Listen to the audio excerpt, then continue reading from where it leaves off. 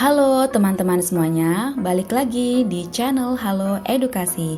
Pada video kali ini, kita akan membahas materi biologi yang terfokus pada perkembangbiakan tumbuhan secara vegetatif, baik itu proses alami dan juga buatan. Mau tahu seperti apa? Tonton terus ya video ini.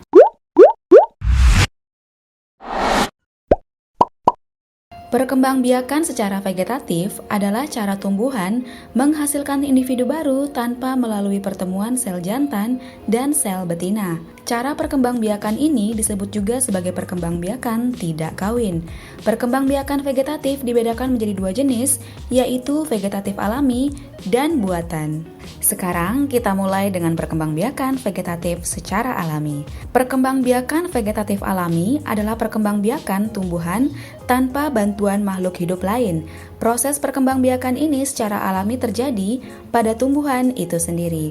Beberapa jenis perkembangbiakan vegetatif alami yaitu tunas, membelah diri, spora, rizoma atau rimpang, umbi lapis, umbi batang, umbi akar, dan geragih atau stolon. Kita mulai dari tunas. Tunas adalah perkembangbiakan individu baru yang tumbuh dari tumbuhan induknya. Selanjutnya, individu baru yang berkembang biak melalui tunas akan membentuk rumpun. Munculnya tunas individu baru berasal dari bagian tumbuhan di dalam tanah. Contoh tumbuhan yang berkembang biak dengan tunas yaitu pisang, bambu, pinang, dan tebu. Kemudian, spora.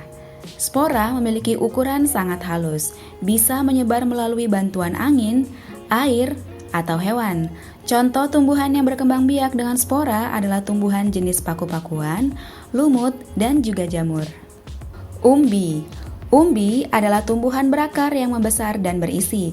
Umbi ini ada 3 jenis, yaitu umbi batang, umbi akar, dan umbi lapis. Contohnya kentang, singkong, ubi, bawang, dan juga wortel. Rizoma atau rimpang. Rizoma atau rimpang mirip seperti umbi. Bedanya, ini merupakan batang menjalar yang terdapat di bawah tanah, berbentuk seperti akar dan berbuku-buku. Contohnya, jahe, kunyit, dan juga lengkuas. Yang terakhir, geragih atau stolon. Geragih adalah batang yang tumbuh menjalar di atas permukaan tanah. Batang ini bisa menghasilkan tumbuhan baru pada ujungnya. Contohnya adalah tumbuhan stroberi. Nah, sekarang kalian sudah tahu kan perkembangbiakan vegetatif secara alami? Sekarang kita berlanjut pada perkembangbiakan vegetatif secara buatan. Perkembangbiakan vegetatif buatan terjadi dengan bantuan makhluk hidup lain. Kebanyakan proses vegetatif buatan ini terjadi melalui bantuan manusia. Cara perkembangbiakannya terdiri dari cangkok, stek, dan okulasi. Kita bahas satu persatu. Yang pertama, cangkok. Konsep dari perkembangbiakan vegetatif buatan dengan cangkok adalah menumbuhkan akar tumbuh dari batang tanaman yang dicangkok.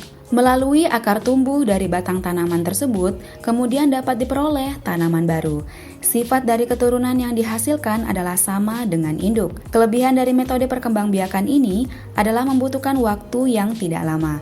Namun, kelemahan dari perkembangbiakan ini akan menghasilkan tumbuhan dengan akar kurang kuat.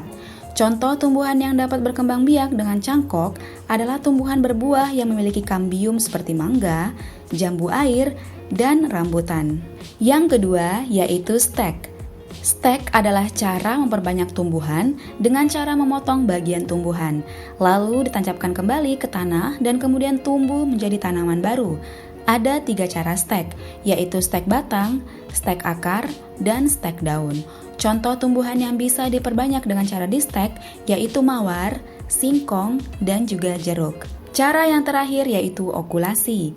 Okulasi adalah cara memperbanyak tumbuhan dengan cara menempelkan tunas tanaman yang satu ke tunas tanaman yang lain yang sama jenisnya. Okulasi ini biasanya dilakukan untuk memperbaiki sifat suatu tumbuhan. Misalnya batang tumbuhan yang kuat digabung dengan buahnya yang baik. Contoh tumbuhannya yaitu durian.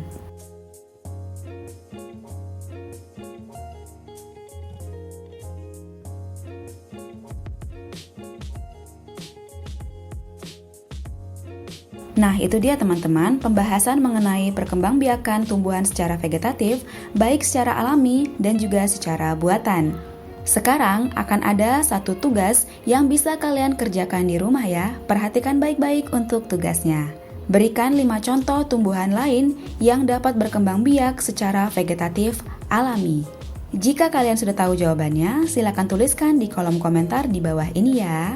Oke teman-teman, semoga video ini bermanfaat. Jangan lupa untuk like, komen, dan juga subscribe channel Halo Edukasi.